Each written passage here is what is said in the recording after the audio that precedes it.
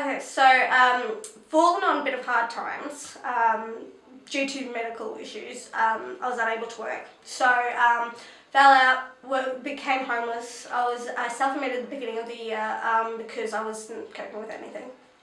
With the whole losing the house and being homeless, living in the car, just did not do me any good. So pretty much I didn't fit any category. I wasn't beaten. So or a drug addict, so I pretty much door knocked until I got answers. So I went from door to door and found you guys. And so when you kind of started talking to us and became a kind of Empower Families, what kind of supports and kind of where are you now? Where am I now? Oh gosh, I remember coming into the office and it was a bit chaotic and I spilled my guts, probably completely scared the bejeebus out of everybody. But we managed to set up Relationships Australia, so trying to get that started, and I ended up going down to Mandurah. The PUPS program, my certificate too, and we also talked about the sporting program and things like that too. And also where I could get food bank and stuff like that. Yeah. Yeah, I think that. and then you got housing. Yeah, I got housing. That happened on the 14th of March. So February. Best Valentine's gift ever. So now that we're safe and I've got Bub back home, I can work on my mental health and my physical health. And I was able to start working on getting us somewhere. So coming from a very dark, not dark, but different background of the adult industry, and being able to provide and keep a safe environment for Jacob and myself is the main thing.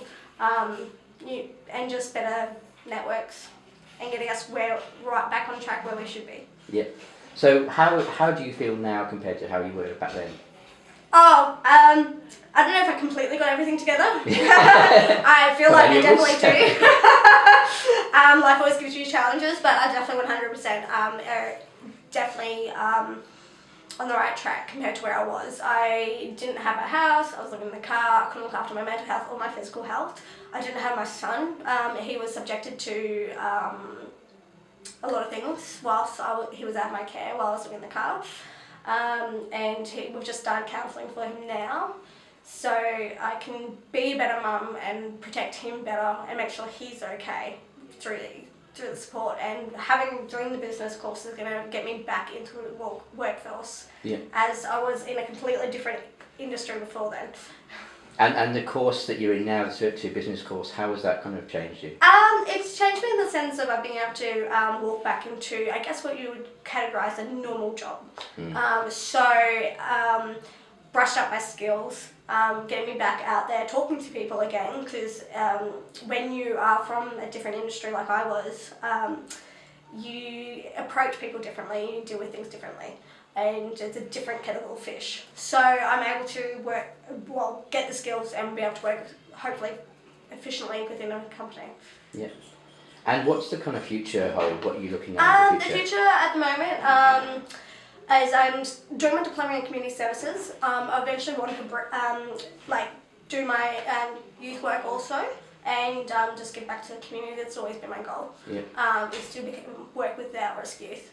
They just need somebody to love them and listen to them and believe in them, pretty much. And now that I'm back on track, I can do that. Awesome. And looking back at where you were when you started with Empower Families to where you are now, what's the most significant change that you've... Significant change, we're safe. I've got my boy back, and things are back on track. I can focus, my health is slowly getting better, and Jacob's safe and he's home with me. Yeah. And just looking back at all the changes, there's been quite a lot of changes that you've been through over the last 6 months. Yes, there's a huge amount. So why in particular did you choose that one as the most significant change? I chose that one because it's the most important. My son is my life. He's my world, and me being able to look after my health is me being around for him. We're not out of it yet. Obviously, some things keep going, but we're getting there, and that's the main thing. He's safe, he's home, I can focus on him and get him the support that he needs and give him more of a stable foundation to be able to, you know, give him the support and the tools that he needs. And I've managed to be able to give them to him through it.